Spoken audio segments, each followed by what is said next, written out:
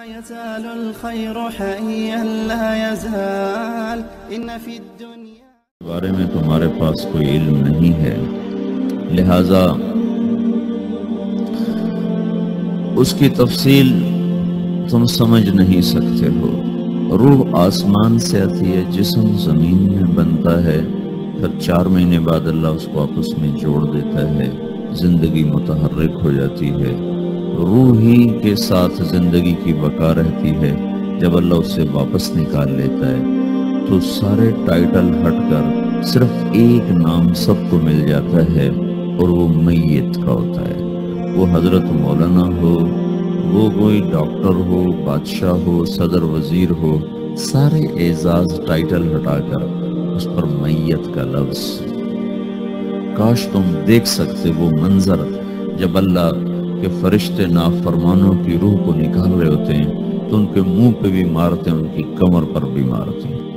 اور اخرجوا انفسکم اليوم، نکالو آج اپنی روحوں اور جانوں، تم بچ نہیں سکتے ہو۔ وہ پیچھے ہٹنا چاہتے ہیں، رب ارجعون، مجھے واپس کر دے تھوڑی دیر کے لیے، لعلی اعمل صالحا، اب میں پورا ٹھیک مسلمان بن کے چلوں گا۔ اور حدیث پاک میں آتا ہے کہ ملک الموت اترتا ہے، اس کے ساتھ 4 فرشتے ہوتے ہیں، اور ملک الموت کہتا ہے ایتھا النفس الخبیثہ کانت فی الجسد الخبیث، اے خبیث روح جو خبیث جسم میں تھی، اخرج، باہر آؤ۔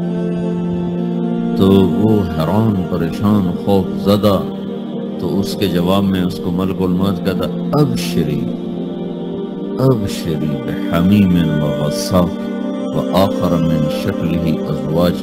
تیار ہو جاؤ خوفناک عذاب کے لیے اور کھولتے پانیوں کے لیے، کانٹے دار جھاڑیوں کے لیے، اور بے شمار عذاب کی شکلوں کے لیے۔ تو اس کی روح کو جب کھینچتے ہیں تو رگ رگ سے وہ کٹ کے نکلتی ہے، تو سارا وجود زیر و زبر ہوتا ہے، سکرات کا درد ساری دنیا کے دردوں پر حاوی ہے۔ جب اس کی روح نکلتی ہے اور اس کو لے کر آسمان پر چلتے ہیں تو دروازے پر پہنچتے ہیں تو اندر سے فرشتے پوچھتے ہیں کون ہے؟ کہتے ہیں فلاں کا بیٹا ہے۔ کا نفس خبیثہ فی الجسد الخبیث، یہ تو وہی بدماش ہے جو بدماش جسم میں تھا، یہ وہ بدبخت روح ہے جو بدبخت جسم میں تھی، اس کے لیے آسمان کے دروازے نہیں کھل سکتے، اسے واپس کر دیا جائے۔ تو آسمان کے دروازے لا تفتح لهم ابواب السماء ولا يدخلون الجنة حتى يلج الجمل في سم الخياط، کہ ان کے لیے آسمان کے دروازے نہیں کھلیں گے اور ان کے لیے جنت کے دروازے نہیں کھلیں گے، پھر یہ وہاں سے نیچے گرائے جاتے ہیں جو اللہ کا قید خانہ ہے سجین، وما ادراک ما سجین کتاب مرقوم، وہ تمہیں خبر نہیں کہ وہ کیا خوفناک قید خانہ ہے جو اللہ تعالیٰ نے بنایا ہے، اسے وہاں دھکیل دیا جاتا ہے۔ پھر قیامت تک اس کے لیے انتظار کی گھڑیاں ہیں اور عذاب کی شدت ہے، اور جب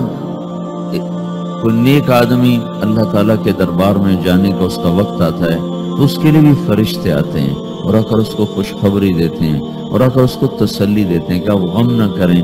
پیچھے والے بھی آپ کو مل جائیں گے، آپ خوف نہ کریں، آگے ساری منزلیں آپ کے لیے آسان ہیں، آپ کے لیے جنت بھی تیار ہے، رب بھی مہربان ہے۔ اور حدیث پاک میں آتا ہے کہ ملک الموت اور 4 فرشتے آتے ہیں، وہ 4 فرشتے اس کو سہلاتے ہیں، دباتے ہیں کہ موت کا درد اسے محسوس نہ ہو، اور ملک الموت فرماتے ہیں ایتھا النفس الحمیدہ کانت فی الجسد الحمید اخرجی، اے نیک روح جو نیک جسم میں تھی باہر آؤ۔ کیا کرو؟ وَأَبْشِرِي بِرَوْحٍ وَرَيْحَانٍ وَرَبٍّ رَاضٍ عَنْكِ غَيْرِ غَضْبَانٍ، آپ کو بشارت ہو آپ کے لیے جنت تیار ہو چکی ہے اور وہاں کی ساری نعمتیں آپ کے لیے میسر ہو چکی ہیں، اور اللہ آپ پہ راضی ہو چکا ہے اور اللہ آپ پہ خوش ہو چکا ہے۔ اس پر اس کی روح کو نکالا جاتا ہے، پھر سارے فرشتے اس کو استقبال کے ساتھ جو آسمان پر لے جاتے ہیں تو اندر سے پوچھتے ہیں کون ہے؟ کا فلاں کا بیٹا، فلاں کی بیٹی، کہتے ہیں نفس حمیدہ فی جسد حمید، یہ تو نیک روح تھی جو نیک جسم میں تھی، مرحبا بہی، اس کو ہم سب استقبال کس کا کرتے ہیں، اور ایک دم آسمان کے دروازے کھلتے ہیں، پھر وہ پہلا دوسرا تیسرا چوتھا سارے آسمان پار کرتا ہوا اللہ پاک کے عرش کے نیچے کے جا کر، مرد ہے یا عورت، وہاں جا کر سجدے میں سر رکھتا ہے اور اللہ تعالیٰ فرماتے ہیں ہاں اس نے ہمیں خوش کیا، ہم اسے خوش کریں گے۔ تو اس طرح میرے عزیزو یہ دو موتیں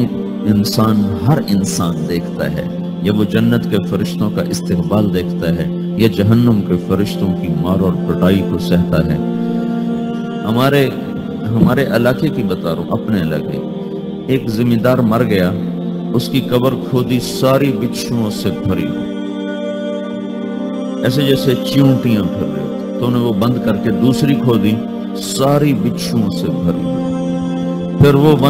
بند کر کے تیسری کھودی، ساری بچھوؤں سے بھری ہوئی۔ قبرستان میں اتنے بچھو کہاں سے آ جائیں؟ یہ زمین کے بچھو نہیں ہے، یہ آخرت کی بلائیں ہیں جس کے ساتھ اب اسے قیامت تک رہنا ہے اور گزارا کرنا ہے۔